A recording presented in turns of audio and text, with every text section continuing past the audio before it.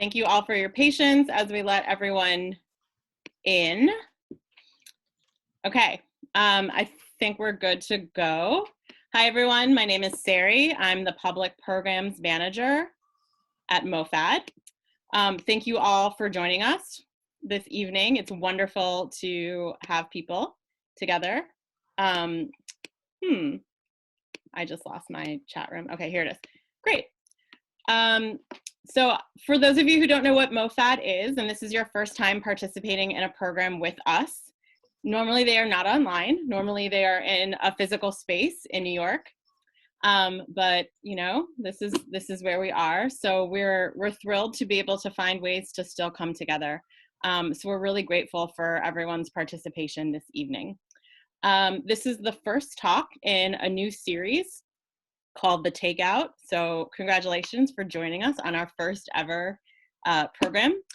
This is a new series that kind of explores the way COVID has impacted the Asian American community, and specifically as it relates to food and beverage, because that's what we do. We're the Museum of Food and Drink. So just a couple housekeeping things to let you know.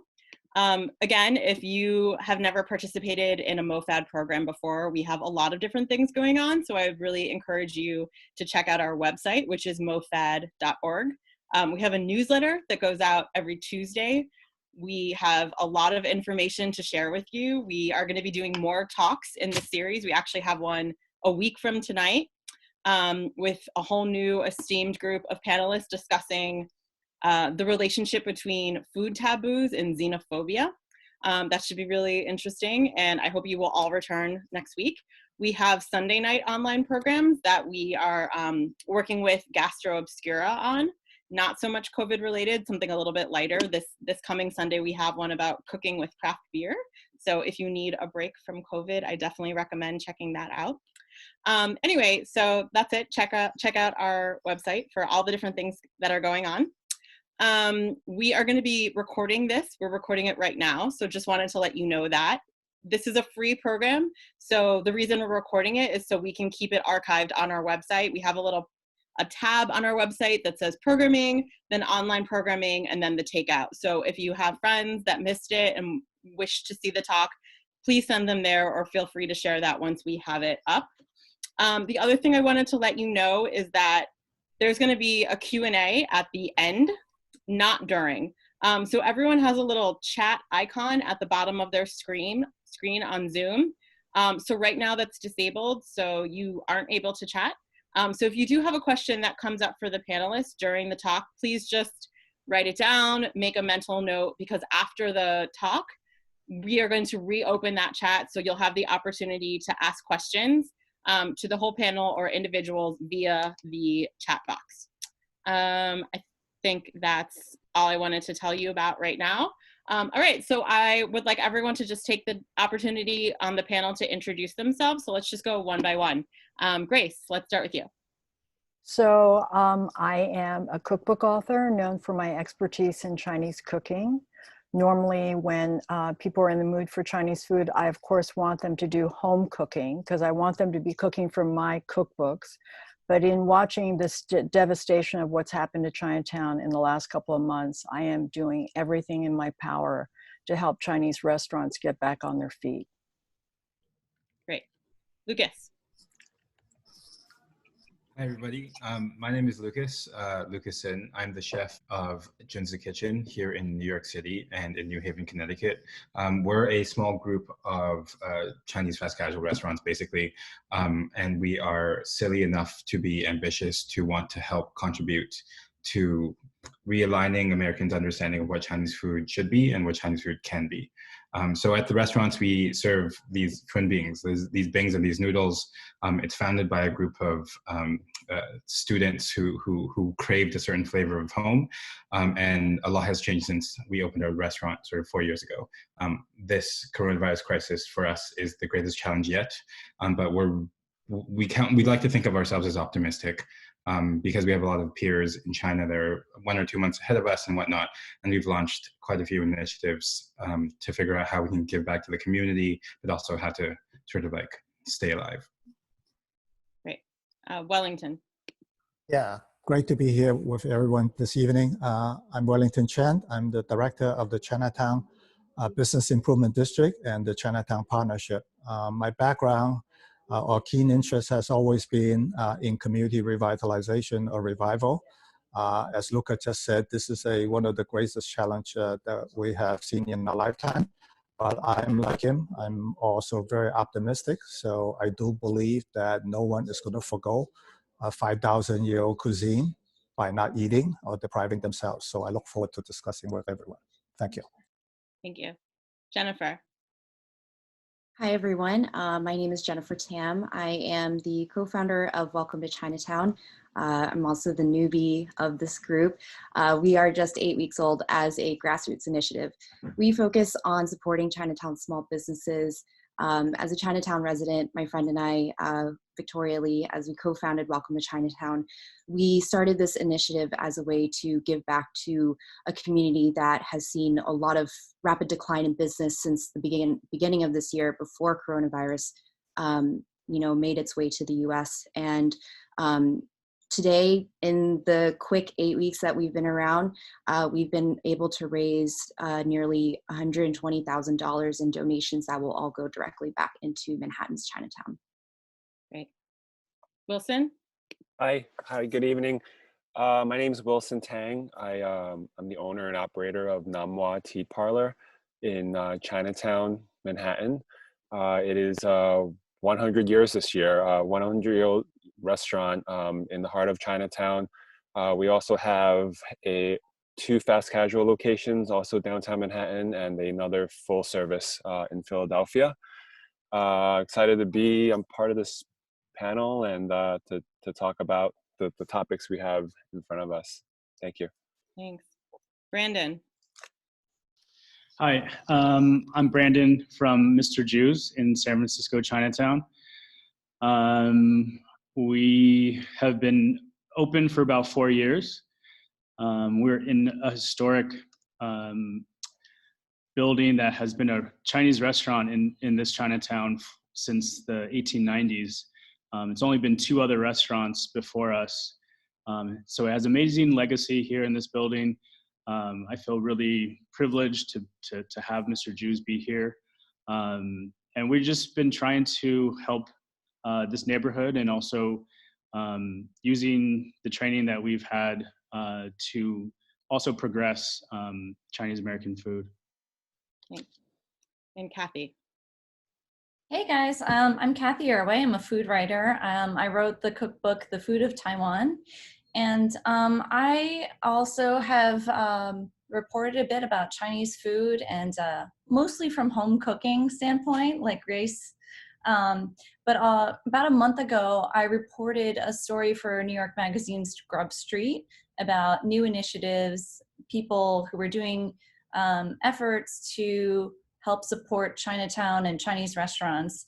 And that's how I sort of included the work of Wellington and Jennifer and Victoria and also Grace with her coronavirus Chinatown Stories that she's doing with Porterhouse, which we can talk about more, and her continued efforts.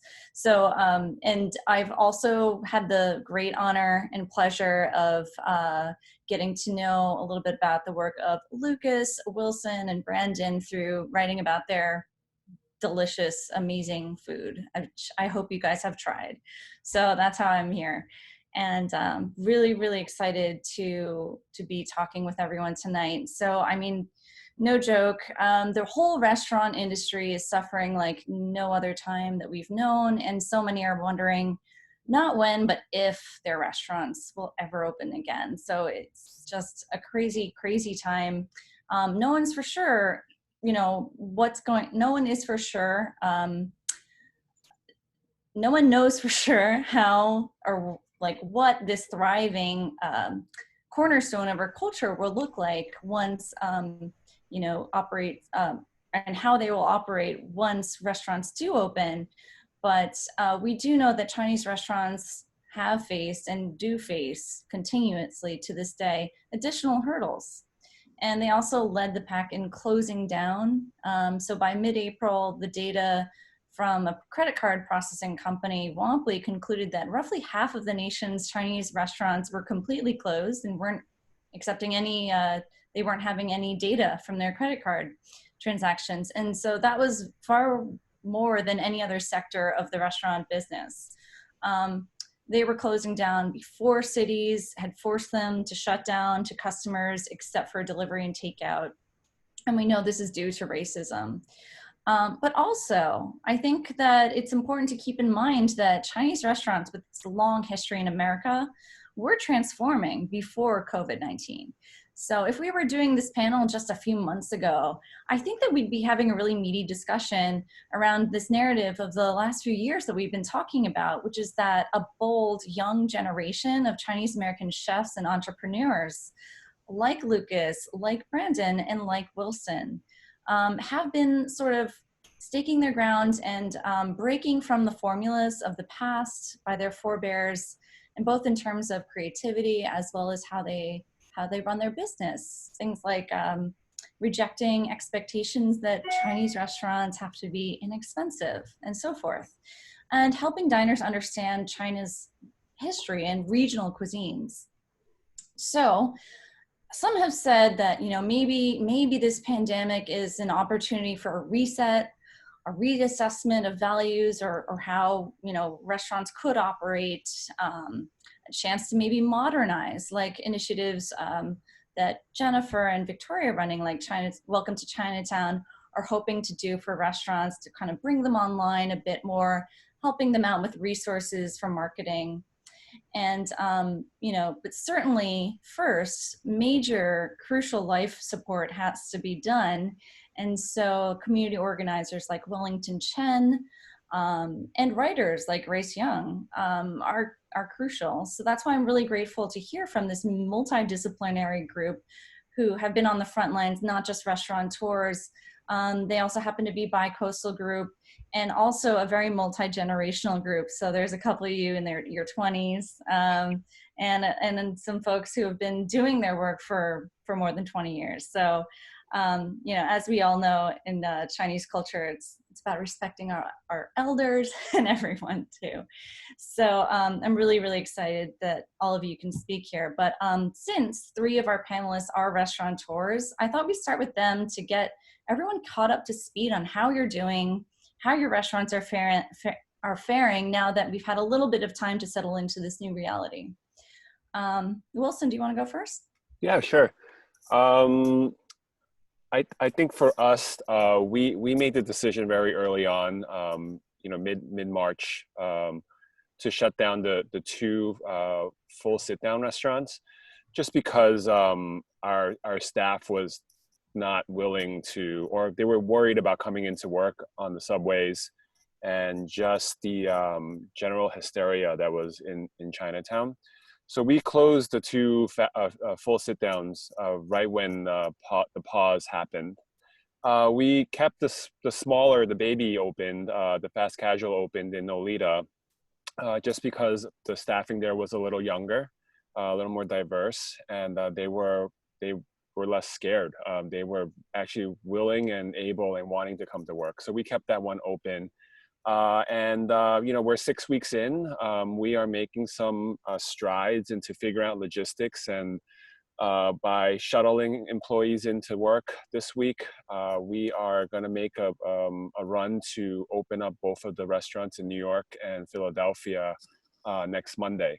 So you know, we took a little break and kind of regrouped and reorganized, and we'll join the other restaurants in Chinatown that are open to serve the community and to offer just, you know, some light, shed some light at the end of the tunnel, and have some good hope, and people come in and just try to rally the neighborhood again, especially in Chinatown. I should also mention that your restaurant you mentioned that it's celebrating its 100-year anniversary this year. So that's great. Yes, yeah. I mean, we had so much activities and events planned for it. They're all kind of under, you know, they're put on the back burner right now. Maybe with help from Wellington, we can kickstart some of those initiatives again in Chinatown. But again, we do have that cookbook coming out in the fall. So hopefully we can rally and as a community and as a restaurant group, come back strong in the fall. So you guys got that? There's the Namwa cookbook coming out this October. I think it's like Clarkson Small Potter. plug, right? Yes, Clark. Yeah, that should be really exciting. Cool. So what about, how about Junzi Kitchen? How's that going, Lucas? Well, we had 5 locations. 4 of them are still open. The 5th is sort of an outpost that was closed, and we've been open all this time. We were pretty determined to stay open throughout the pandemic, and we actually were anticipating it and saw it coming from quite a long way away.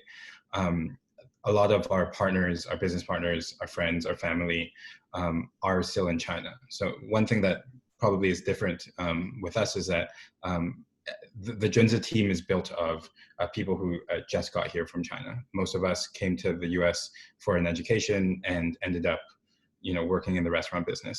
And so our friends and our, partners in China who are a month or 2 months ahead of us in China had shut down, and they came up with all these practices, and we were talking to them constantly, getting ready for the coronavirus to hit New York.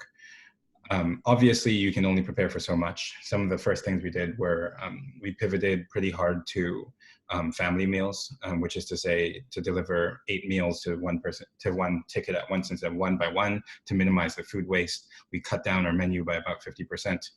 We set up a lot of our sanitation guidelines, and we upped all of those standards way before the city asked us to do so.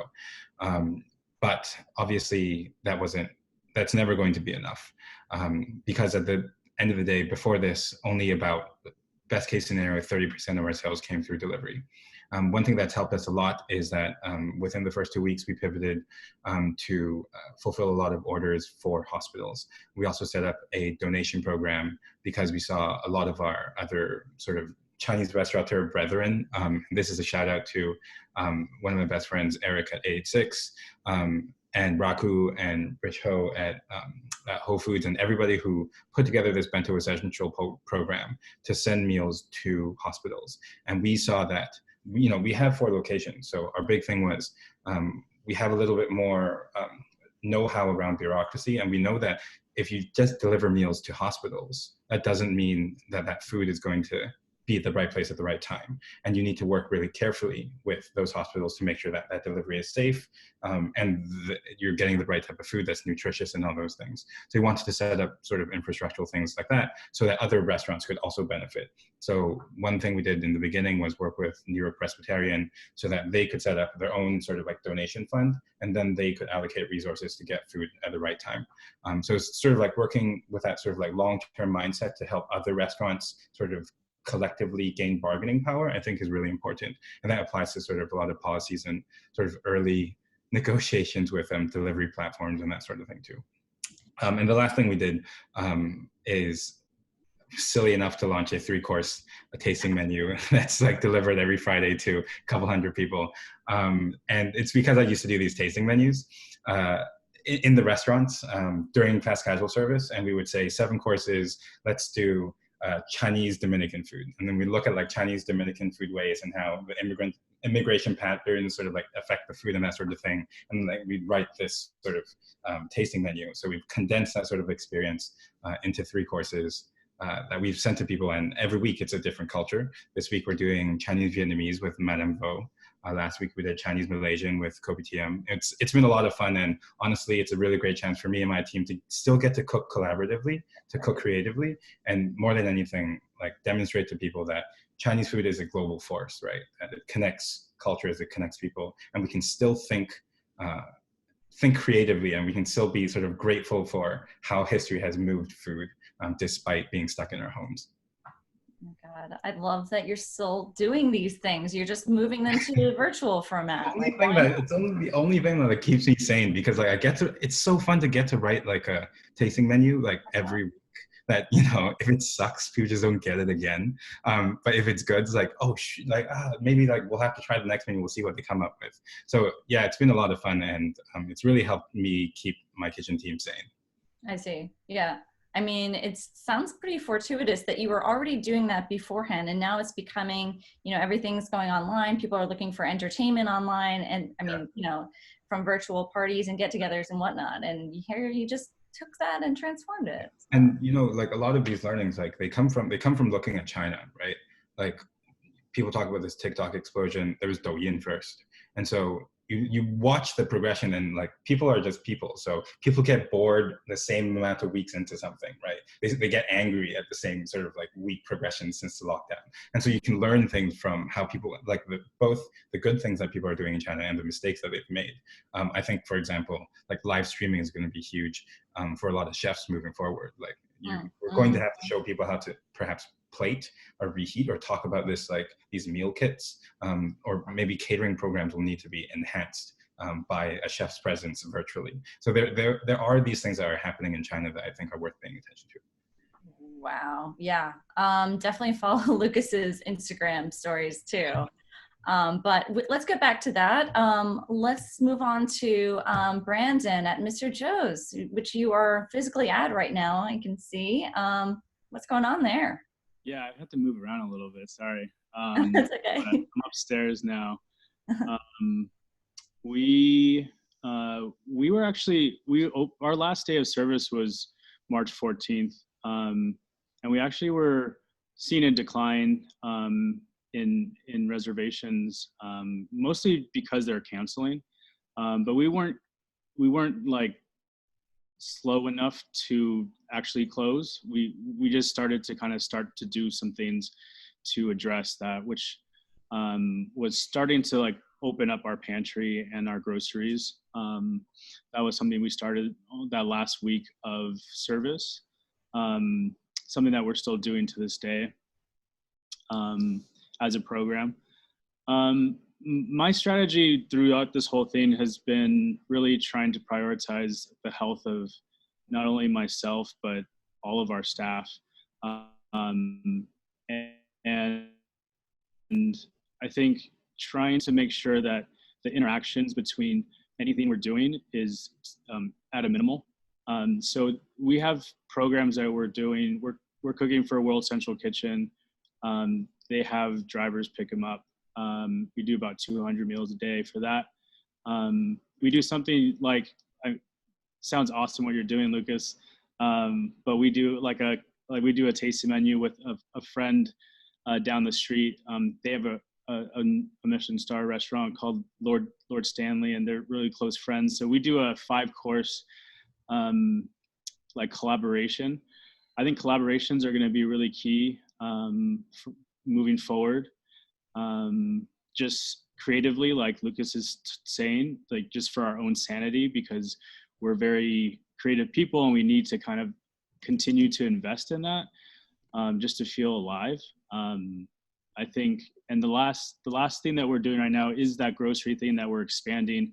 We basically had to change our entire website to become a place that you could order some pantry things, some takeout food, and also some pre-made meals for like anytime you wanted to have some red braised pork or some lion's head, meatballs or those kind of things.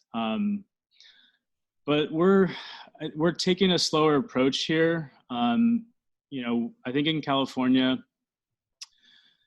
we're still waiting for some guidance.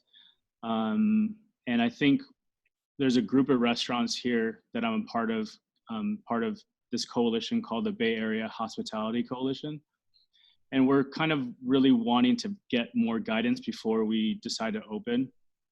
I think we probably don't have another chance to reopen. And I think the likelihood of a second wave that's happening in Asia, happening in other parts of the world, it's likely that we're going to get one as well. And I think trying to ramp up too fast before really thinking through potentially having to close again or having to adjust again is something that we're just being a little more conservative with how we scale up. Mm-hmm. Yeah, I mean, these are so many questions that you as a restaurateur have never had to deal with, and suddenly you're thrust into this like public health sort of position and trying to make these decisions on behalf of so many people. I can imagine it's just, yeah. And as you mentioned, collaborations are key moving forward, and maybe key like to figuring out what to do in the meantime.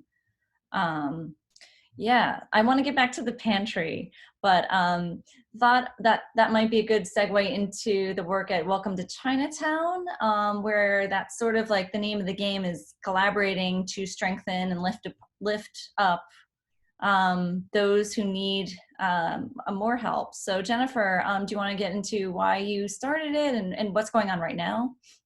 Yeah, sure. So like I said, Welcome to Chinatown has only been around for a mere 8 weeks. It's hard to believe it feels like it's been 8 years with how much has evolved since then. Like I said, I'm a Chinatown resident. I've lived here for the last 8.5 years. So when I moved to New York, originally from Texas, and this has always been a home for me.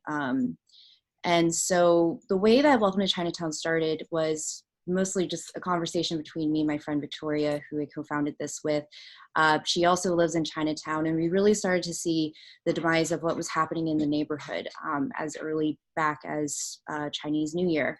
And for anybody that has ever celebrated Chinese New Year in Manhattan, Chinatown, you know that you are shoulder to shoulder with people. You are, the streets are just packed, and it is exhilarating. The energy is unmatched. And this year was a completely different experience. I had never witnessed anything like it in the almost decade I've lived in this neighborhood.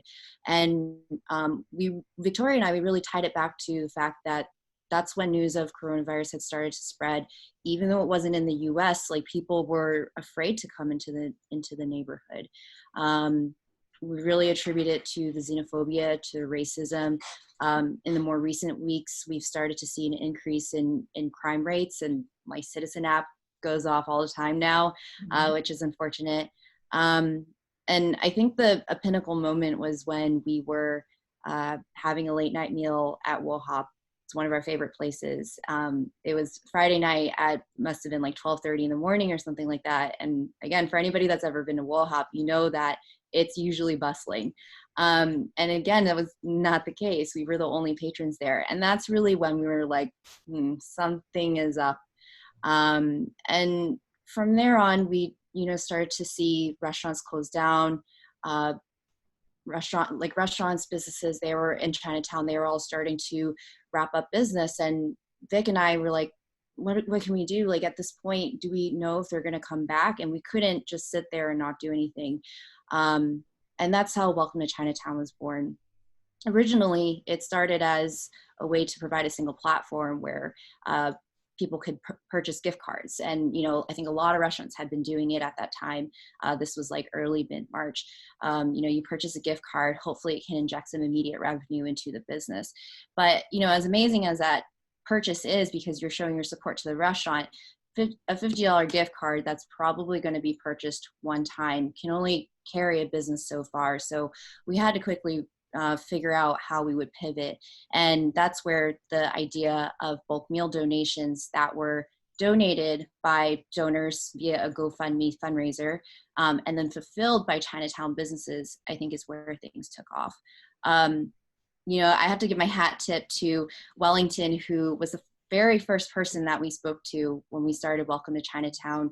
And he was really able to educate us on the landscape of what Chinatown businesses stand for, what their principles are, but also where there are opportunities that we can help them kind of move through all the challenges of coronavirus. And so, since then we've been able to launch several different initiatives that are all ultimately tied to bringing revenue back into Chinatown small businesses. That's our hope.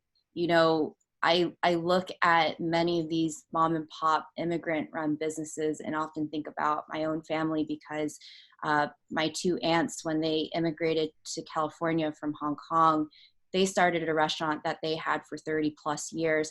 And that restaurant is the sole reason why the rest of my family, like my parents, were able to come to the US. So I look at these businesses today who are probably in very similar situations, and you kind of can't just sit around hoping and crossing your fingers that they'll come back. Absolutely. So, I mean, so Wellington, you are, you know, the director of the Chinatown Business Improvement Development District, but also Chinatown Partnership, which was developed, I think, in response, you mentioned, to the damage wrought by 9/11. And you've also dealt with the business interruption caused by Superstorm Sandy. So, you know, in this whole, you know, decade or so or more that you've dealt with, you know, responding to challenges, how does today's disaster situation compare to those?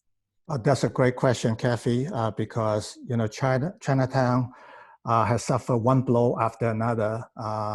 You know, even before I got here to do it, it's about the 2002, 2003 SARS, and that gave you the precursor.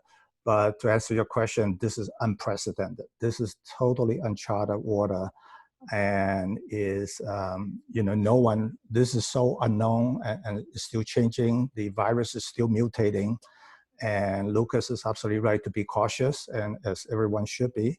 And also the fact that just to take the 30,000 feet up view, this is the second largest industry in job creation for the United States.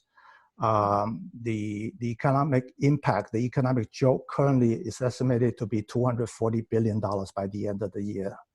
The job loss is between 8 million to 11 million just on the direct industry alone. And as been mentioned with Jennifer Tam, which is that absolutely correct, this is the backbone for so many immigrants, for so many students. I spend time in kitchen, in dining hall, as a maitre d', as a bartender, as a kitchen helper, as a busboy, I still have a knife wound in my hand for cutting all the onions. So it's an invaluable training ground, not just because of job creation, but it's also a very good discipline training because it helps you understand human relationship, customer service, anticipating the logistics from toothpicks all the way to how to make sure the chef doesn't just pack up and leave in the middle of your dining hour. Those are very complicated on normal times. But given this historic time, and it's very nicely tied into your title, is where the pivot, as Jennifer said. How do you adapt in this climate? And there has to be reimagining a new model, like Wilson is doing, like Lucas is doing, and Brandon is doing. And so these are very exciting times to look at it, because the invariable short-term pain is that there will be a massive shakeout. And this massive shakeout means that those that can adapt can survive. Those that cannot, and the other thing is, obviously, they cannot do it alone. And that's what the bid, and together with advocating, that's why we keep here saying, send us your suggestion. And obviously, the number one thing is rent. I was just talking to another restaurateur in Chinatown today. He said, I owe 3 months of rent. The landlord would not give me one iota of break. He says, you owe it. You owe me all this rent. Why don't you open your restaurant earlier and start doing something and pay me the full rent?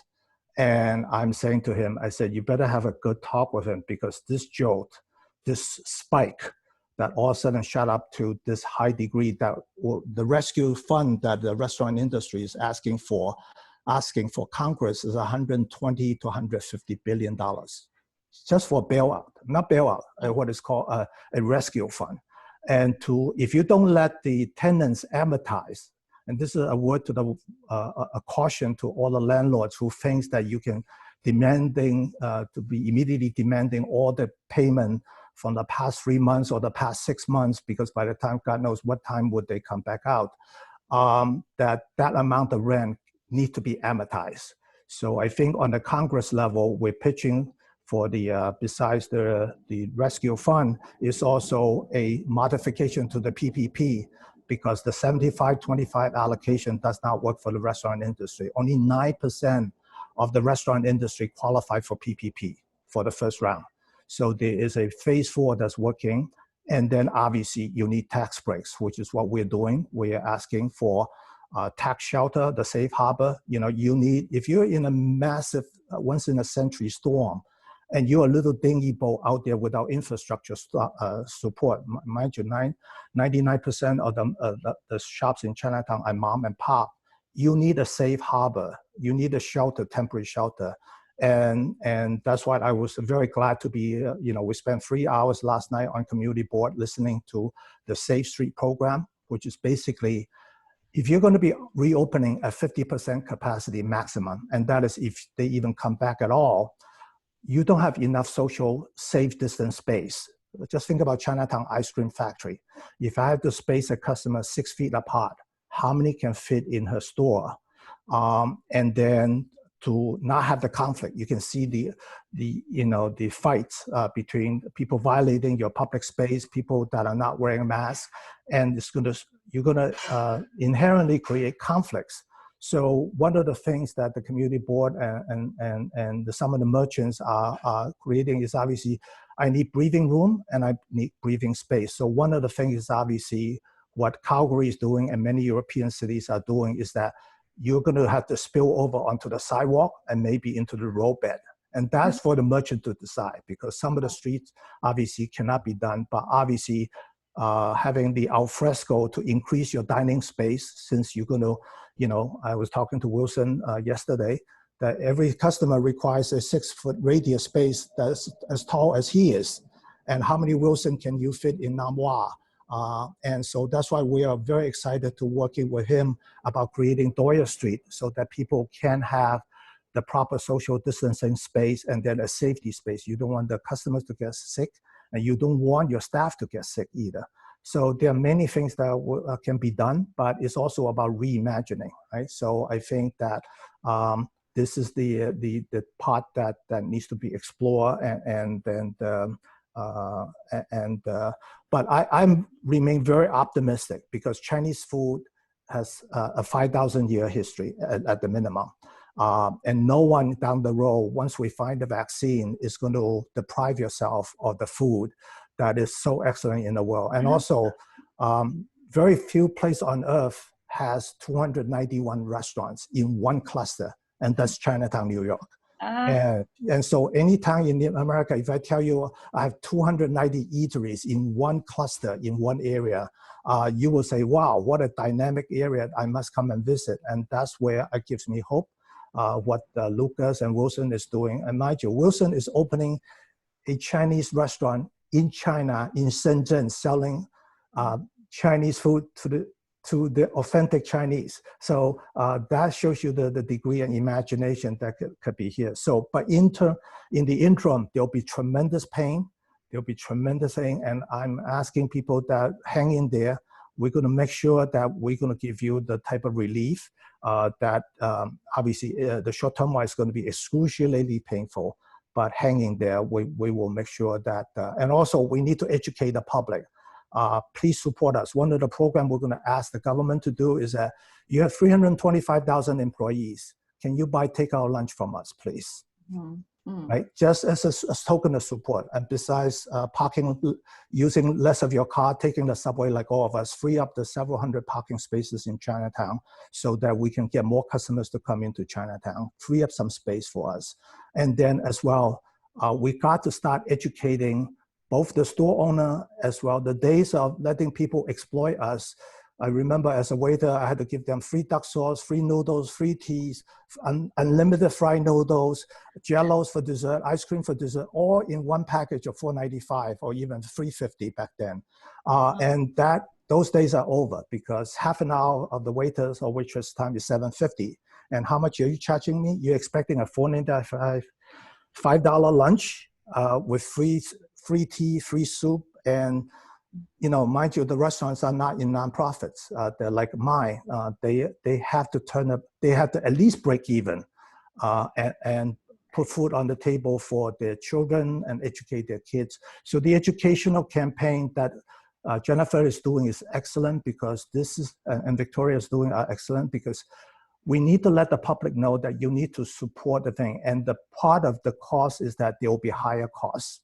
Right. Because the minimum wage is now $15 and the rent is, easily 25,000, 20,000, and just multiply that by 5 months, and you can say you're in a hole just on before you even restart. It's 100 grand or more, and so there are many things that can be done, but we look forward to working with the community and bring it back to life. Amazing. Yeah, then higher prices is something we're hearing around the industry. So that actually brings me to Grace, because a lot of people really found out the severity of the business situation in Chinatown thanks to your Food and Wine essay, which was published very early on in February, actually, and then later updated in early March. But it also, I think, helped describe to folks how Chinatown's restaurants and businesses survived on this volume model to really eke out their profit margins. So relying on like a lot of people coming through and buying that whatever menu item or bag of vegetables. So now that social distance is a thing that we have to take into consideration, how do you think that system is going to work, or if it's going to be preserved? And yeah, what do you think about that?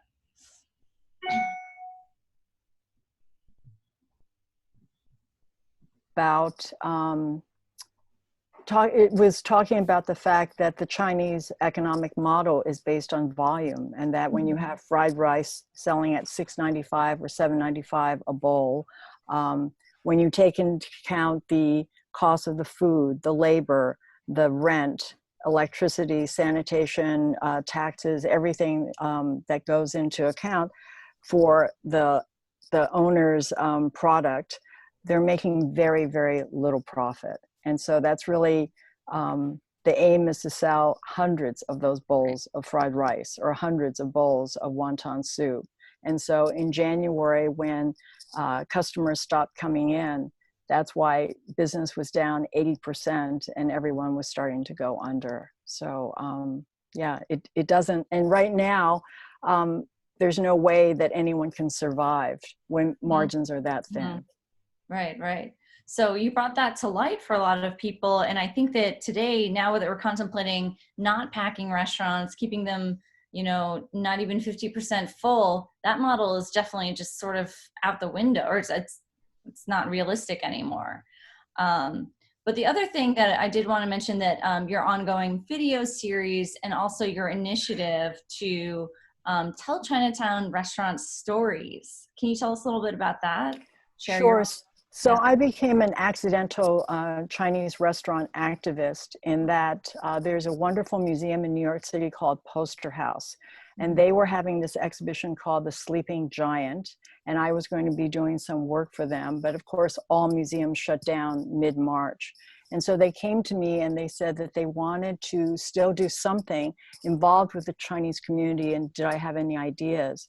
So I said that I wanted to do some interviews in Chinatown. I've been thinking about this since I'd been doing since I had done my Food and Wine article. I wanted to go down to Chinatown and speak to owners of restaurants and merchants and shops and get a feeling for what they were going through. So they said they were fully supporting me. I put a post out on Instagram asking if there was a videographer who could help me out. And miraculously, the most incredible person, Dan An, a Korean American, reached out to me. So we went down to Chinatown on Sunday, March 15th. I only had one interview set up with Mei Chow at Oze Peace. I had gone scouting the day before, and all the businesses that I approached, nobody wanted to talk. And finally, one restaurant owner said to me, Chinese people are very proud. Nobody wants to lose face. Nobody wants to talk about such a difficult time that we're all, you know, we've lost 50 to 80% business. So I thought, well, if I can only get Mei Chow to speak, that will be the one video. But when we got to Oze Peace, Mei was very upbeat. She wasn't backing down. She wasn't reducing hours. She was going to just keep on going. I got a text message from Jan Lee, who lives in the neighborhood, and he said he could get an interview with me at Hop Key, which is a restaurant that's been around since 1968. So we go to Hop Key, and it's a very short interview. And all of these interviews you can see on the Poster House website under coronavirus Chinatown Stories. But the owner, Peter Lee, gave us about 2 minutes, and he had decided that this was the day he was closing. And there we are in this restaurant, and there are all these waiters just standing around. He brings us into the kitchen. The woks are quiet. The prep cooks, the dishwashers. There's so many people in this kitchen, and nobody's doing anything. It's just, it was like here in New York, we talk about Jewish people sitting Shiva. You know, it was a time of mourning. And we came back out, we did the interview with him, and at the end, Chinese people are very reserved, very unemotional. Peter Lee's eyes filled with tears. And it was one of the, all of us standing there, the videographer Dan An, Jan Lee, this other gentleman, Don Lee, who helped us also that day. All of us had tears in our eyes. Next interview is at Wohop restaurant from 1938. Who was it? Jennifer was mentioning that this is one of the most iconic restaurants to go to in Chinatown. And they had decided to reduce hours. And then he told me 70% of restaurants in Chinatown are closing tomorrow. I don't know how he knew this. This is the manager that we were interviewing. But all the interviews were just very emotional. And to me, it was one of the saddest days of Chinatown. And by the end of the day, we interviewed 4 restaurants and 1 shop. And by the end of the day, 2 had said that they were continuing and 2 said that they were closing. But by the end of the day, de Blasio shut all restaurants down in the city. So what we recorded that day is living history. Mm-hmm. And what I've been trying to do since then is to keep people aware of what's happening in Chinatown, because I think all these mom and pop restaurants are what hold our community together. And without Chinatown, I don't know, I just can't imagine, Chinatown will never be the same again. And I think you brought up the statistic that 60% of Chinese restaurants, they were saying 50 or 60% of Chinese restaurants in this country have already closed. Jennifer 8 Lee, back in 2008, wrote this book called Fortune Cookie Chronicles. And at the time, she said, people think of apple pie as being the all-American food. But she said, when was the last time you ate apple pie? And when was the last time you ate Chinese food? So she was saying Chinese food is our most American food in some ways. She also said that if you count all the McDonald's, Wendy's, and Burger Kings, there are still more Chinese restaurants. Well, now that over 50 or 60% of Chinese restaurants have closed, that statistic no longer holds. And I'm trying to do whatever I can to save the remaining 40 or 50% of Chinese restaurants. We have to go out there and show our support. We have to fight the rhetoric, the negative Chinese rhetoric that is coming out every single day in this country. And so Poster House, which is so fabulous, is starting a campaign with me called Chinatown Stories. And we want people to go on Instagram and post hashtag Chinatown Stories, plural.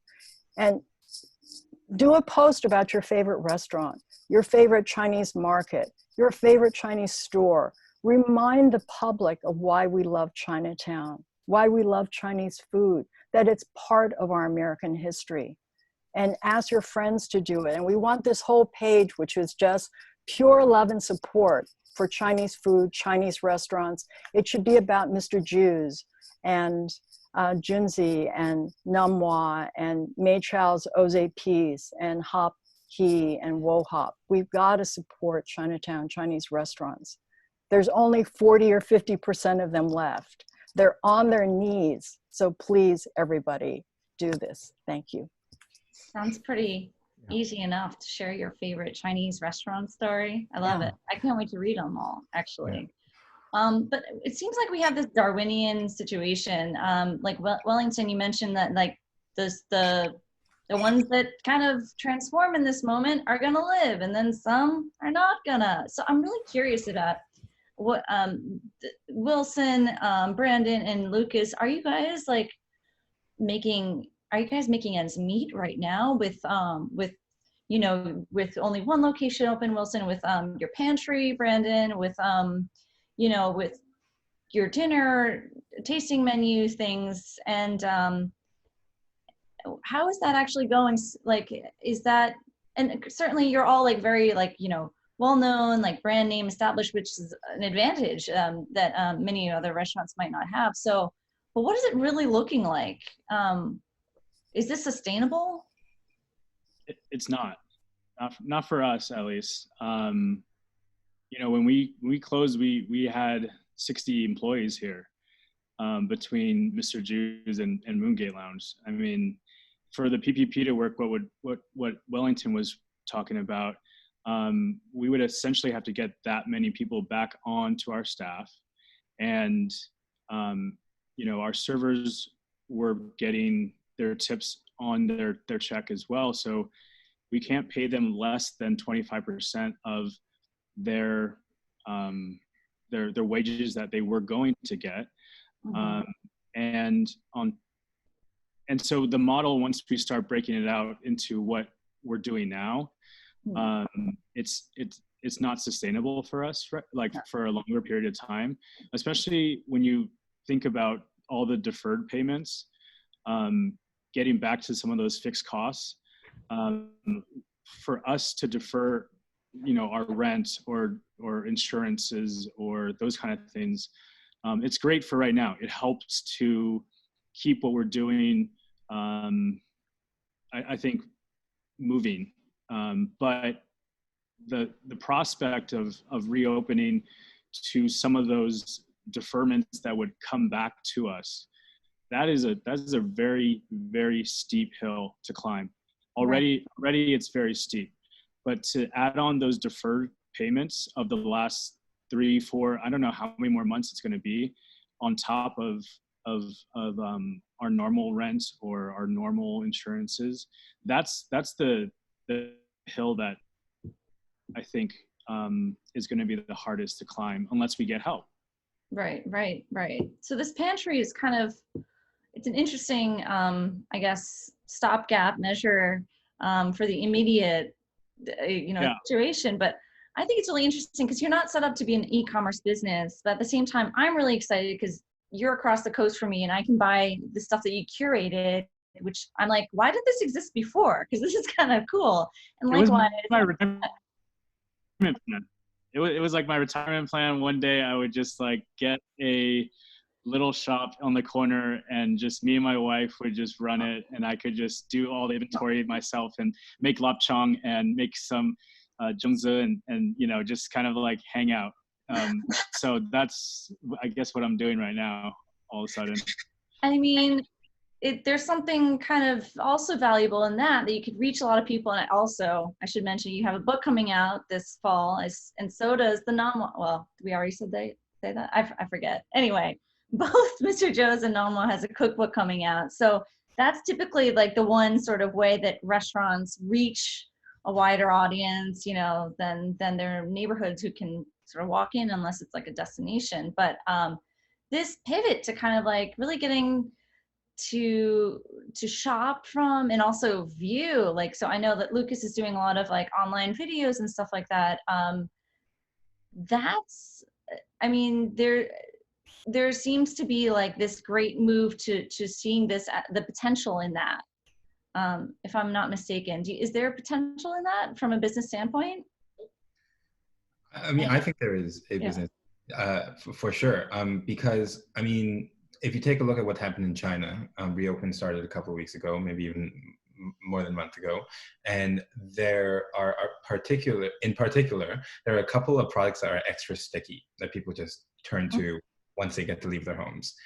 Chicken, spicy food, and like McDonald's, like high value, high portion, like exotic food, right? And it's because they can't recreate these like flavors at home. So knowing that, and then on top of that, like watching sort of trends in products like a lot of restaurants that are doing better in China are moving towards large-scale orders.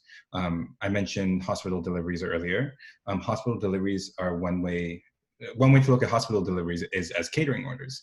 Better to get 200 orders at once than to do 200 orders over. And you're getting paid for that. Like, you're not like just straight up donating. Yeah. That's absolutely the key, that either they're being paid, either the hospital is paying for meals because they need more, or that donors are donating them from various sort of funds and organizations. So, from catering, for example, the pantry is a really, really great example. There are really great restaurants in China who are doing these sort of pantry sort of projects where they are ordering the food and also sort of making these like half-made meal kits, which is kind of new. So like everyone's blue aproning, or very local, sort of like in a 3-kilometer radius, they'll have like 100 people who order 3 meals 7 days a week. And the restaurant will say, I'll take care of you. I'll make sure that you have a varied meal that's nutritious and all this stuff. So they're sort of going above and beyond, knowing that even when the restaurants reopen, they're not going to get the same amount of traffic. Even if you're allowed to be at 100% capacity, chances are you're not going to be there, because people aren't going to want to come out. And so you have to sort of like meet the consumer at that level. What I would say is that I'm assuming a lot of people know what ghost kitchens are. They're sort of like restaurants that don't have storefronts, right? Like Sweet Green has a bunch of ghost kitchens where you think you're ordering from a real place, but it's actually coming from like a bunker, basically. So Chinese American restaurants are like the original ghost kitchen. Like they've been doing like, most Chinese American restaurants in the middle of America, especially in suburbs, right? Like at least 50% of their revenue has been delivery. That's good news, because that's to say that the product that Chinese American restaurants are serving are poised to be delivery, they deliver well. It's not a plated, thing. Right. It's like, it like sits well, it keeps super hot, it comes out really quick. I actually have spent a while studying Chinese American restaurants, and Chinese American restaurants are like the most efficient business models in the world. It's like 3 people, 7 days a week. Like they like take the right type of hours. Like they come in. What type of restaurant open? The staff comes in when the restaurant's open. That's crazy. Like they don't have to prep. I think so. That's like a certain kind of Chinese American restaurant, though, and that's the thing. Is like what I'm mostly worried about are the restaurants that have dining rooms. Right? Like have waiters, has a lazy Susan, to have people actually sit around and like have this communal dining experience, sharing food together. Those are the restaurants that are also in our culture that face the most difficulty of surviving. And that type of dining experience is really important to our missions. And it helps me to think about those restaurants closing. And that part is, those kind of serviced restaurants, those are the ones that are going to have the hardest time coming back. Making adjustments for restaurants, just getting back to some of even what Kathy is saying, adjustments can be made to try to alter your business. But my business wasn't set up to do some of these things that I'm going to have to alter to. And it's just not like the rent wasn't set up that way. The labor model wasn't set up that way. All these things, like the floor plan, the amount of space in the kitchen and the dining room and the bar, all these things are all planned out way before. And so adjusting my entire restaurant and the experience is not something that I can do for a long time. I mean, the granddad, sort of the person that set it up for young kids like me, is Wilson. So, I mean, Wilson, when you're going to open you have like a full dining room. Like, what's going to happen? I think for me, I've already had it in my mind that this year is kind of a wash. We'll be good if we can kind of break even and support the community. Be just the iconic restaurant in Chinatown that opened and that gives hope to other small businesses in the neighborhood to also follow suit. But I think what we did early on was to make a pivot into the frozen game. We saw an opportunity where when people were staying home, we could easily make these dumplings and shrimp dumpling hagaos and like shumais. And I've been exploring technology and following, again, like yourself, Lucas, the trends in China, the trends in Taiwan. And as labor gets more and more difficult to obtain, and these skill sets are harder and harder to teach, we've relied on machines. And since 2015, we've been using machines from Taiwan, China, and Japan to make shrimp dumplings, xiajiao, pot stickers, anything that has a skin and a filling.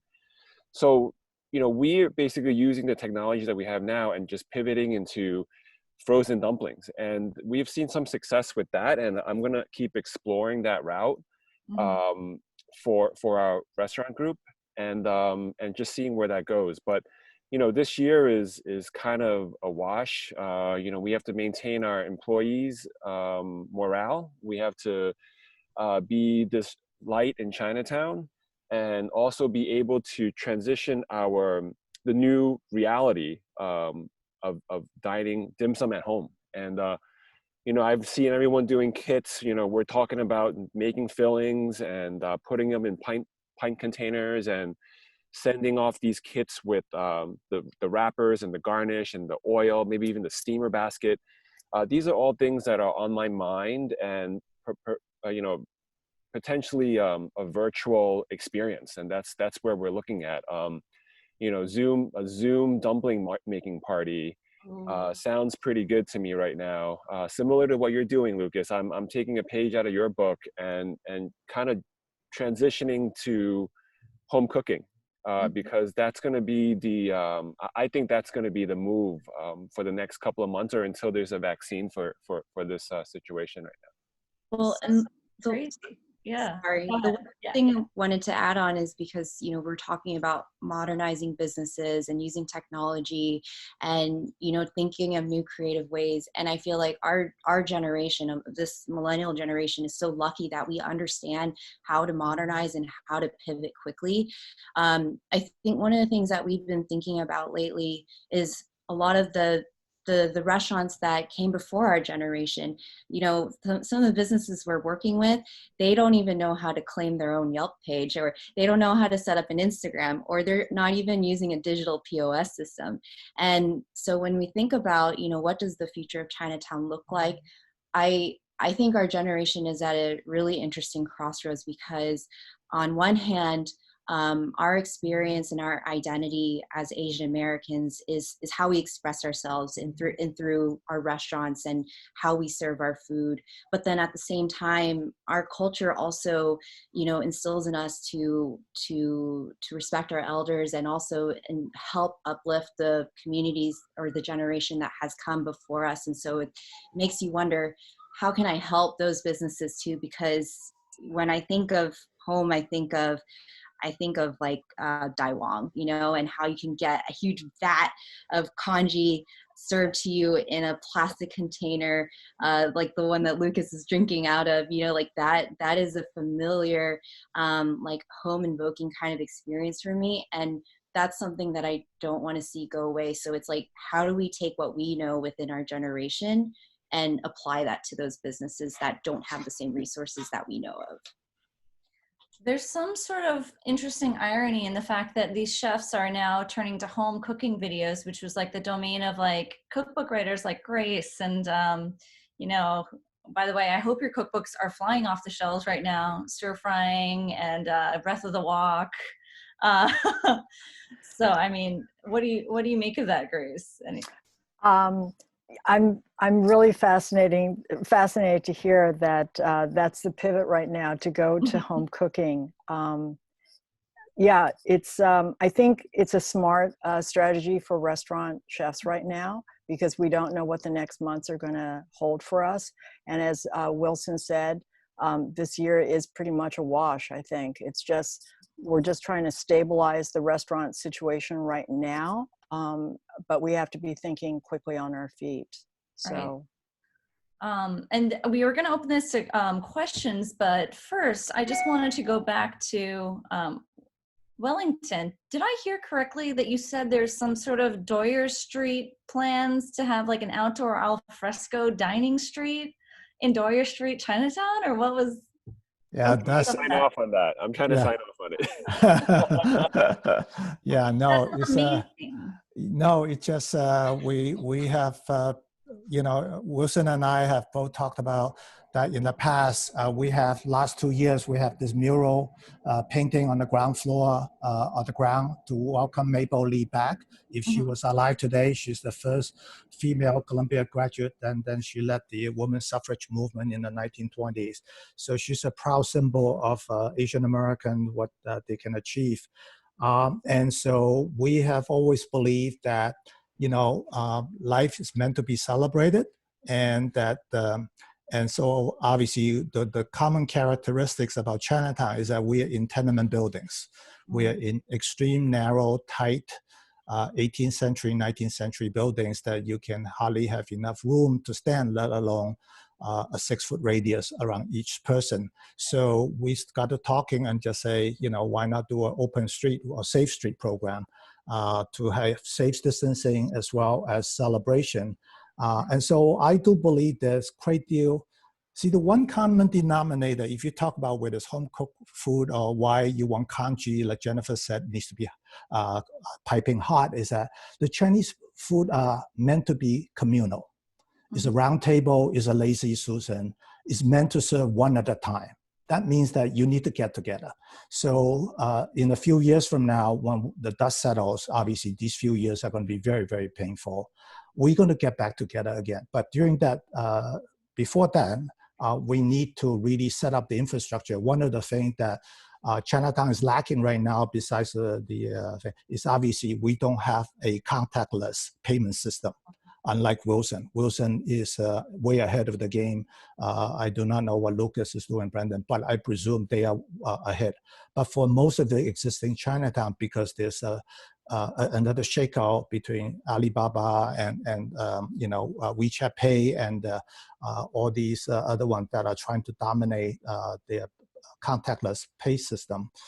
Chinatown needs to have that one as well, whether it's Apple Pay or Google Pay or whatever, who else, but you know, combination of all that's going to be necessary for the next few years until, you know, 3/4 of us or more, majority of us can be vaccinated, and that's if and when. So the next few years are going to be, as Grace said, we need to be nimble on our feet, adapted, and this bulging of a hemorrhaging, I'm pleading with everyone to say that you got to give the community the breathing room, because you cannot expect a massive jolt of in the billions of dollars to say that I'm giving you 3 months to delay your payment, all of a sudden your payment is due. That's not going to happen. That needs to be spread out over a number of years. That's why the PPP right now is not good, because Congress gave them, could be up to 10 years. Instead, they give you a 2-year repayment plan.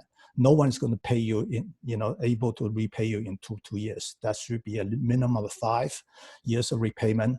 And then 75% to retain employees, and only 25% to go toward rent and everything else is not realistic. You need to spread out more to let the folks like Lucas and Brendan to be able to spread out the payment and borrow as much money as possible at very low interest, and that gradually the amortization. Senator Brian Kavanaugh is introducing a community land trust, basically a tax shelter. We need to give you tax credit, tax break, so that in lieu of payment of taxes, can I defer this for a few years so that I can stretch it out? So these are discussions that need to be had with the community stakeholders, and I hope they consider, because we are offering you a doubling of your space from the interior, right? Because if you're not going to have the space on the inside, would you consider doubling for free on the space on the outside?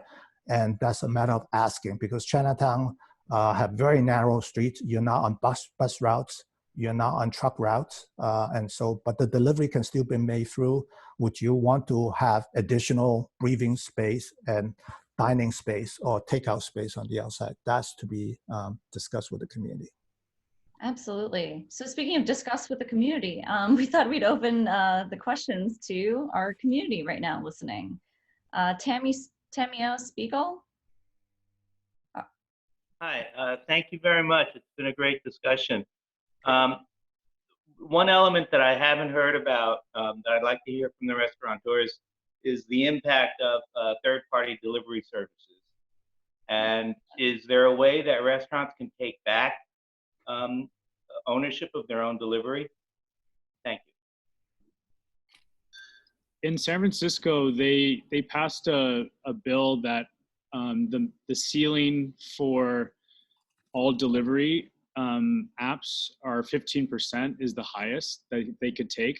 So that was a big part of helping, I think, the restaurants that were doing delivery that still had dining rooms to still be able to actually like make profits. I think there are companies right now that have been like in touch with that are providing delivery apps so that you would just enter all of the addresses that wanted to get a delivery, and they would be able to kind of just show you the most effective route to those people.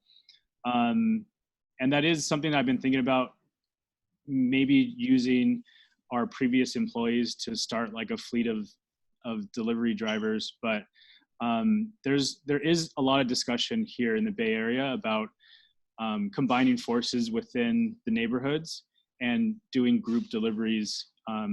So I think it is going to be starting to be something that people do on their own. Yeah. Great. Sorry, Wilson, I just want to interject real quick. I just want to remind everyone that for the Q&A, this is actually just going to be through chat. So the chat box at the bottom of your screen is open. So instead of doing the hand raising function, we just prefer that you write your question in. Thanks. I think for us, actually, you brought up a great question, and I was just looking at the P&Ls for the location that's open last month. Man, those guys really beat us up. I mean, it was tens of thousands of dollars that was literally taken out for commissions or adjustments.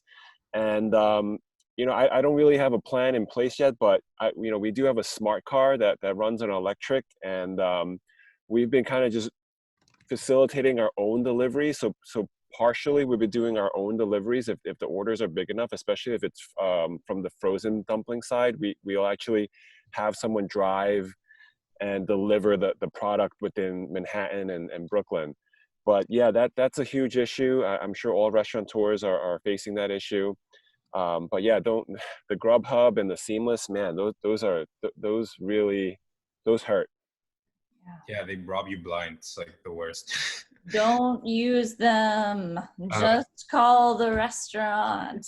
Yeah, for sure. Like always call the restaurant, or at least look on the website to see if there's a way to order from the restaurant, or even like pick up. But I would say that there are some innovative solutions that I've seen in China. There are some companies that are sort of building these hubs where well, first of all, what they do is they reach out to restaurants and they can convince these restaurants to start working on half-made meal kits, whether it's frozen food or it's stock plus noodle, and you can cook it at home with a recipe or whatnot. And then they have these hubs in between large clusters of customers, and then they'll pick up all the meal kits from different restaurants and keep them in one place, and then distribute it themselves. And that sort of like clustering of pre-made meal kits means that you have longer shelf life on your food, and you have a larger radius, and you can even reach other cities sometimes. And because you bring different restaurants together, you can sort of like move them in bigger groups, so the cost goes down a little bit. Nothing like that really exists right now that I'm aware of in New York, but that'd be something really cool for people to work on. Great, thank you.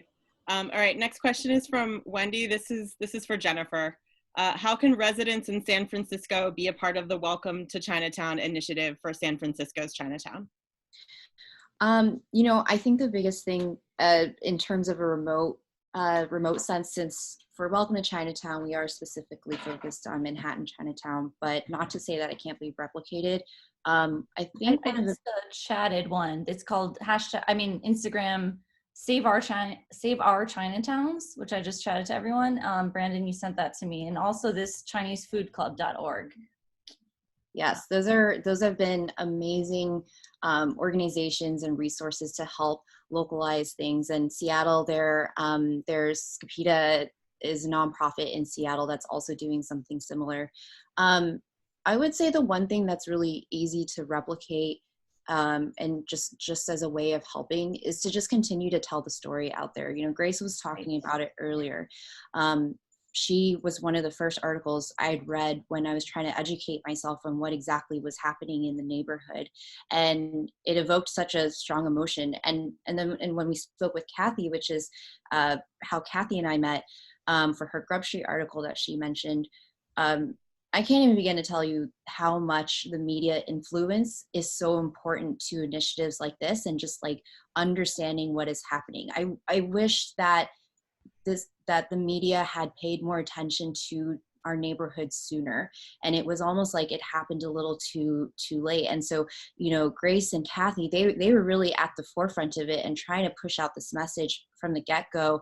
And you know, we wish we had that more volume. You know, one of the things I shared with Kathy after her article went live was that within the first hour of it going published, we got $1,000 in donations, and at that rate we probably saw $1,000 maybe every 2-3 days.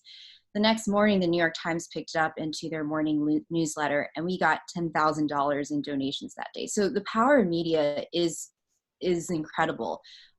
Professionally, I work in communications at a tech company, and so when you think about it from an enterprise perspective, you sometimes don't know if your comms value has paid off. But this was something special. This is different.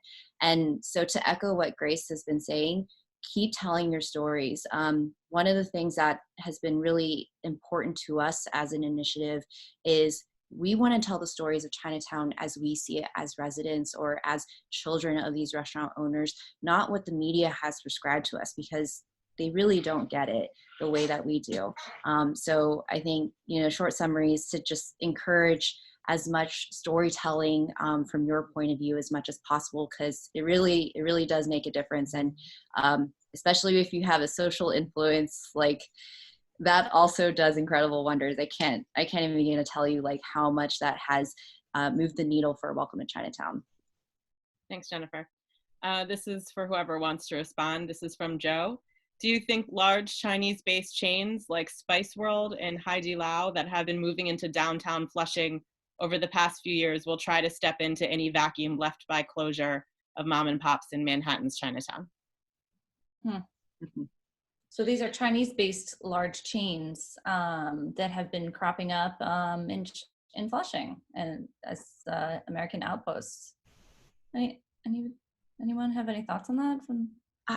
Haidi Lao, I'm not sure, just because of their model as a hot pot restaurant. It will be interesting though, because they have been very innovative in a way, but like I'll be damned if they ever took over Jing Fong or something like that. Like that would just, that would be a really sad day. So I understand, like, you know, they want to go after these opportunities, and you know, I see Haidi Lao trying to aggressively tap into the U.S. market.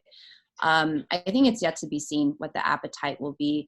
And as to what Brandon was saying earlier, like there's many different ways in which you can enjoy Chinese food and the way that it's served. And some models I think will do better than others. I'm not so sure. I don't really know much about Spice World, but Haidi Lao, I would be very curious to see how they, you know, make their next move. Interesting thought. Okay, thank you.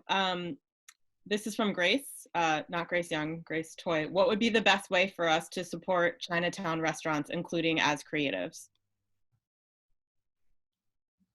I think that we covered the Share Our Stories initiative, or what was it? Sorry, the hashtag. Grace, help me out here. The Chinatown Stories hashtag initiative that everyone can share. If anyone has more thoughts, I mean, you can buy stuff. You can shop.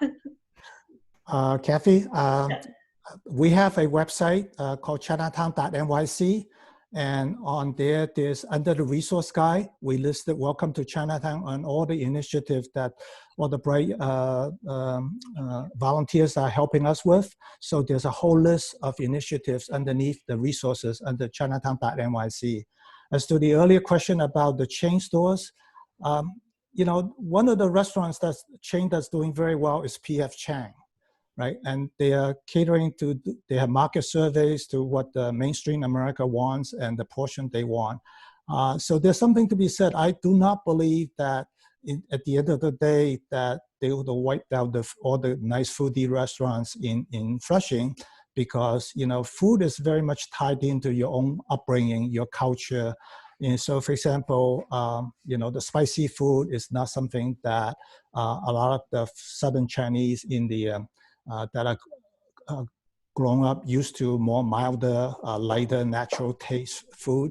But the advantage of a chain is that they have critical mass, they have infrastructure, and they have research, and they cater, they do surveys, they do focus groups, and so they do market surveys. So that's how they're able to sustain. That's why P.F. Chang, despite 69% of the Chinese restaurant across North America being closed, are not accepting credit card. P.F. Chang is doing like a gangbuster because of the takeout model. Their food, their pad thais and their portions are so. But each one has a segment in their niche. So I'm less concerned about that part, because that means that P.F. Chang is going to continue to do well. But for places like Chinatown, and Flushing is now developing to a really a foodie heaven, those little stores are not going to be easily taken over by, unless, you know, the high operating costs continue to drive them out. Yeah. So there's the use of technology and I think spreading the word out is a thing. So again, our website, we have resources for you to the Chinatown.nyc, and the resources. There are a lot of initiatives that you can donate, support, and many other ways to get involved. Thanks, Wellington. And I just want to let people know that I am going to be sending a follow-up email tomorrow to everyone who attended, and all of these links and resources will be included in the email. So don't worry about getting them written down right now. So Valerie is asking, Chinatown's customers are mostly tourists instead of locals. With tourism restricted, who will be the new market demographic, and how can Chinatown restaurants attract them? I actually don't think that's entirely true. I think Chinatown is a neighborhood with banks, doctor's offices, pharmacies. These are all our customers for lunch, for early dinner. You know, for a lot of people that don't know, we are next to the court systems in Chinatown. We are known for jury duty lunch. So I am often swamped or full at lunch, because we have this influx of people that are on jury duty, and we're known to be in and out for a quick jury duty lunch. So I don't necessarily think that's true. I think that part of it is tourism, but you know, I think once the traveling is eased, they'll come back eventually. Wilson is hit it right on the target, because Chinatown has over at least 3,000 to 5,000 businesses, and we are actually a giant medical center. And then the largest daytime population is actually government employees. And as I mentioned, and then in daytime, there are about 250,000 to 300,000 daytime workers that flood into Lower Manhattan. So it is, if you know Chinatown Bid and Chinatown Partnership, we seldom use the word tourism or tourist, because by definition, a tourist is somebody from 50 miles away. Somebody from 50 miles away is not likely to be a repeat customer. So what we're concentrating on are visitors, or repeat visitors, and it starts with the base. Obviously, we have about down to about 43,000 Chinese American in the Chinatown catchment area. So that obviously cannot sustain, as Grace said, on the volume. But it has an authentic base that requires very authentic food that needs to be served piping hot.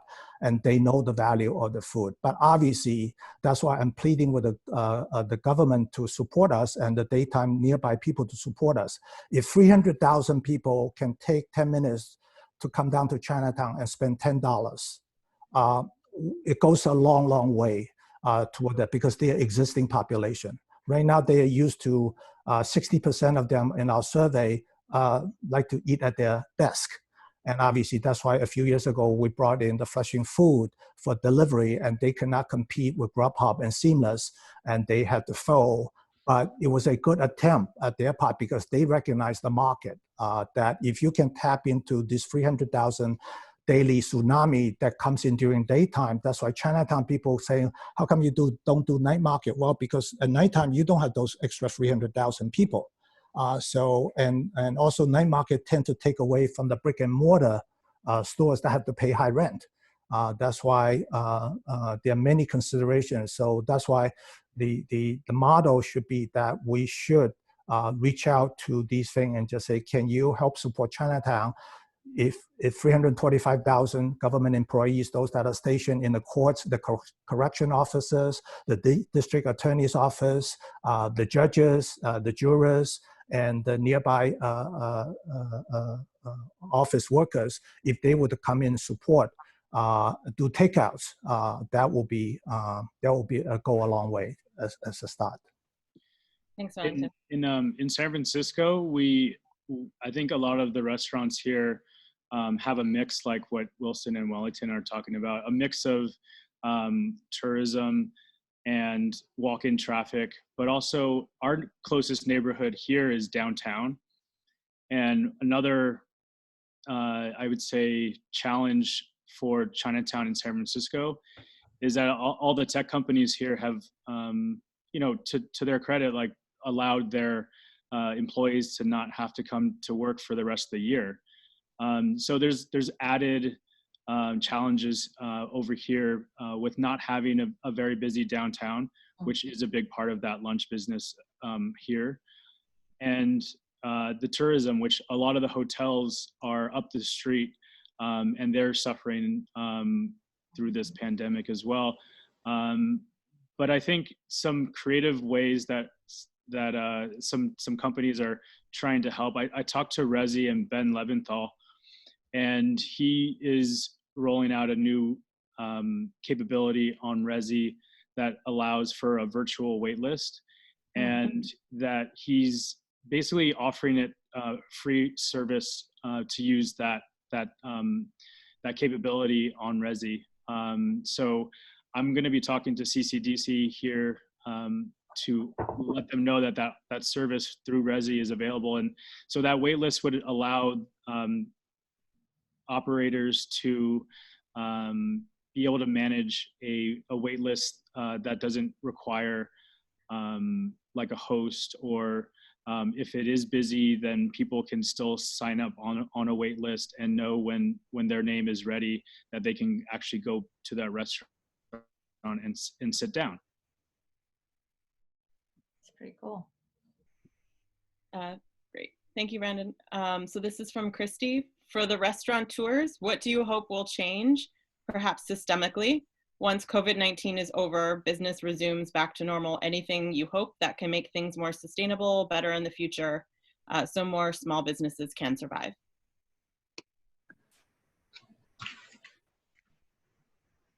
What ghosts would you like to get rid of this year? The thing that Brandon was talking about with the 15% cap on delivery would be great as a starting point. I mean, it's especially for mom and pop shops. Like, even before the coronavirus crisis, there's no way you could go into doing that. Like, there's no point doing delivery. And you know they have the capability to, right? They're delivery restaurants, but they don't want to, because why would you give away 30% of your profit just for nothing? And I would say that some of these platforms were kind to us in the beginning of the coronavirus pandemic, but all of that has stopped in the last 2 weeks. I don't know about you guys, but I had a very steep drop in traffic in the last, 2 weeks ago. I just flatlined, and I was killing it before that. I thought we were on our way up, maybe we'll get there, maybe I can bring back my employees, and it's not gonna happen. And it's just because your little tag is no longer being promoted. They're not talking, Grubhub isn't promoting small businesses anymore. They're not helping push you to the consumers. And maybe it takes a bunch of collective bargaining. Maybe it's policy. I'm really not sure, but that's a huge obstacle for us. One bit of good news is that I understand City Council is moving that bill, and there will be a cap on the delivery fees. So that's at least a glimmer of hope. Let's hope. Keep our fingers crossed. One of the things that we've been thinking about, just especially because we've been considering how to bring people back here, is the tipping model. I think a lot of restaurants here are starting to rethink: is the tipping model actually, has it really? It's only really benefited servers, to be honest. And the wage difference between one of my cooks who could have a lot more experience cooking and a server who might be just trained to be a server, the pay gap is really wide. And in San Francisco, they get minimum wage, which is $15.50 plus tips, which can be up to like $350 a night. So in New York, I know you guys have like a wage credit or something like that, right? In San Francisco, that doesn't exist. So the gap between our front of house and back of house is really far away. And that is one thing that we've been thinking about between operators here in the Bay Area is how can we potentially close a little bit of that gap by either restructuring the tipping model, whether that's service charges instead of tipping, or just changing the percentages, internally. I would imagine diners would be okay with that too. They'd be like, hey, part of this tip is for the cooks. A part of it, that's something that I think a lot of people could understand. If you want to split it or not. For those of you that are interested in studying, Danny Meyer has been experimenting with that, because Danny Meyer owns 200 restaurants, and study his books. Danny Meyer has a lot of experience trying to balance, and each locale is different. And so you have to juggle between, Brendan is absolutely right, because it's the front of the house is where the money is, and then you're going to lose a lot of talent by losing out by they wanting to work in the front of the house rather than be a cook in the kitchen, because you make more money in the front of the house. That needs to be studied, and Danny Meyer has tried that, and let's see how. We should invite him as a speaker next time just to see how he I know he learned. He's still adjusting. Yeah. That would be great. Unfortunately, we just have time for one more question. This is from Brian Y. How is the Chinese restaurant supply chain holding up? Can those little neighborhood places get ingredients? I think for supply chain, we haven't seen that much issues. I think last week we saw a huge increase in protein prices, but this week it kind of stabilized. As far as vegetables, they are slightly, actually no, they are expensive, but still, I can still tolerate it. They're not that crazy, but luckily I think in Chinatown we have this just kind of ecosystem of local purveyors and distributors that has the product coming in from local farms. So it hasn't been too bad, but I know the protein, we're having some problems. The prices have almost doubled with chicken and pork, just because of COVID related issues in the Midwest. Yeah. Okay. Actually, I'm just going to do one more question. Okay, this is a good question. This is from Ruben. He said he'd love to hear a little bit about what possibilities exist relating to commercial rent relief and addressing some of the financial burden when business capacity is inherently limited right now. I'm part of that coalition, and one of our members, she's working on a bill with a senator right now that's hopefully going to at least be put on the ballot, which would allow restaurants, if they can't come to a negotiation with their landlord that they would have till the end of 2021 to be out of their lease without any penalties.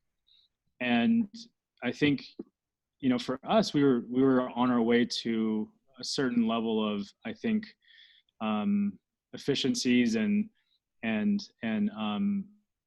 I think like understanding our business. I mean, we were 4 years old, so I think we were starting to get a real understanding of what to expect on a yearly basis. And now we have to really pretty much start all over in some ways.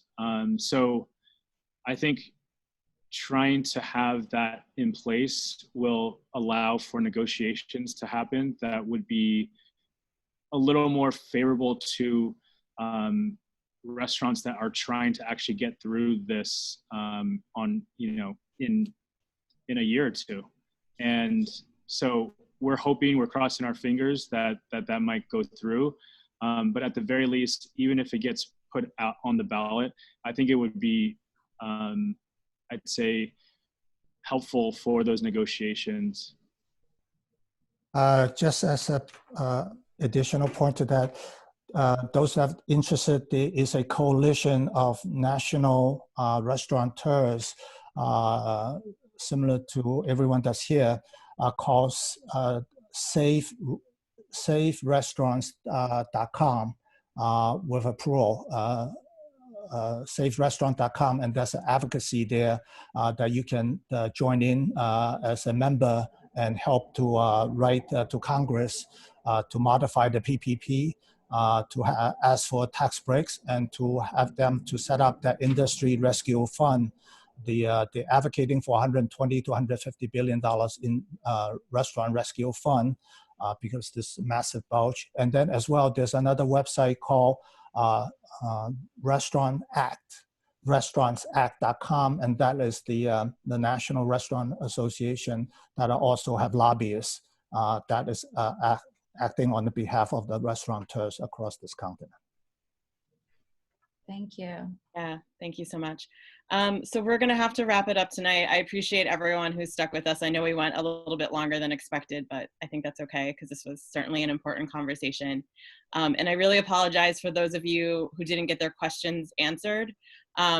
If you want to email us, I'm going to send everybody who attended an email tomorrow. If you want to respond and ask your questions via email, I will do my best to get answers back to you. I also want to remind everyone that we have many more panels in this series. There's one next week, a week from tonight. I know someone asked a question about food taboos and xenophobia, and that's exactly what our panel is going to be addressing. So please keep joining us. And again, please sign up for our newsletter so you can stay up to date. You know when these talks are happening. You can make sure you register in time. I especially want to thank Kathy for her very, very hard work helping me organize this incredible group of people. Wellington, Grace, thank you so much for your wisdom. Lucas, Wilson, Brandon, Jennifer, your innovation, all of you, thank you so much. This was tremendous. I'm so proud on behalf of MOFAD to be hosting you. And thank you all for joining us tonight. Hopefully we'll see you next week. Okay, stay safe, everyone. Thank you. This is San Francisco Chinatown, by the way. You should switch that to New York Chinatown. We're the bigger now. Wellington, we need you over here too. We need your help over here too. Everybody needs a Wellington in their Chinatown. He's staying in New York. He's staying in New York. Yeah, you can't take it from us. Yeah, feel free to email me. Okay, be safe, everyone. Okay. Keep up the good work. Cheers, everyone. Okay. Cheers. Okay. Cheers, everybody. Okay. So much for your incredible work. I'm gonna buy some of your Cavalon whiskey from the Mr. Joe's site right now. No, I want the autograph books. I want the autograph book from each one of you. Yeah. Congrats on the Michelin and James Beard nomination too. Yeah. Great job. Grace and Brandon. Yes. Thanks everyone for listening. Okay. And Kathy, great job, and all the team here. Great job. Yeah. Thank you so much. Bye. Bye. Take care. Yeah. Bye. Good luck. Bye. Bye. Cheers. Bye.